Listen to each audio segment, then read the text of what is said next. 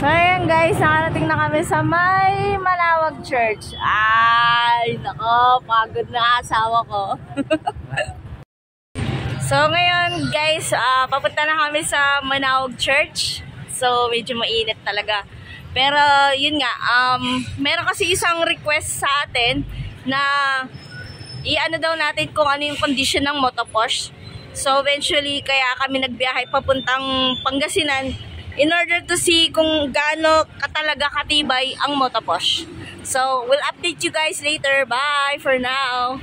So eto, papapunta na po tayo ng Manawag Church. May nagmimisa po ngayon. Hindi ka bibili kandila ko. Basilica ng Our Lady of Manawag. Di lang po dahil pinagdaanan lang natin yung simbahan to pay a visit.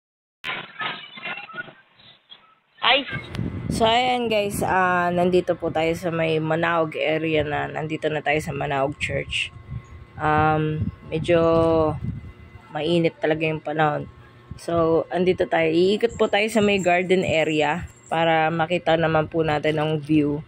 Kasama po ng mga santo, ng mga Holy Mama Mary, tsaka yung mga All Saints po na nandito sa may Manawag. So ayan po. So para makita niyo naman po yung ano, yung view po dito. Ayan po yung garden ng Manawag. Ayan, so iikot po tayo dyan. Tapos medyo magkukuha po tayo ng konting pictures. So yan guys. Medyo nawawala-wala po kasi yung boses ko dito. Kaya pagpasensya nyo na lang po. Pero ayan po yung ano, yung nasa likuran ko po si Mama Mary. Tapos ayan po si Hubby. Katabi ko po dyan. So para lang po sa kaalaman ninyo na nandito na po tayo sa area of Manawag. Wishes come true and blessed po tayo. Kaya po tayo nagbiyahe dito. Especially na rin po para na rin po road test na rin po si 14, which is si motoposh motor natin. Para makita na rin po natin kung gaano po katibay yung kondisyon niya. So ayan po. Ayan. Miikot na po tayo dito sa may garden area. Ayan po si Hubby. Say hi Hubby. So ayan po. So bali, akit na po tayo dito sa area kung saan po nagmimisa yung pare. Tingin po tayo sa loob. Ayan.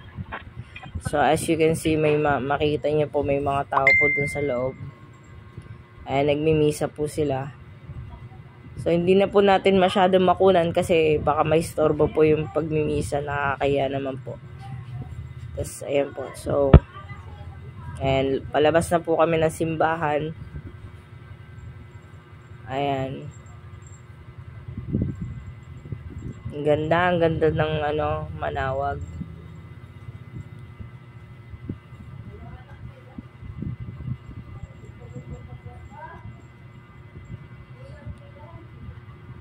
Okay guys, so next stop natin is Ilocos Norte na yan after Manawag. So shoutout po sa mga taga Manawag. Next time po pupunta po ulit kami dyan para mag-visit, makapagsindi rin po ulit ng kandila. Thank you so much po. Maraming po salamat.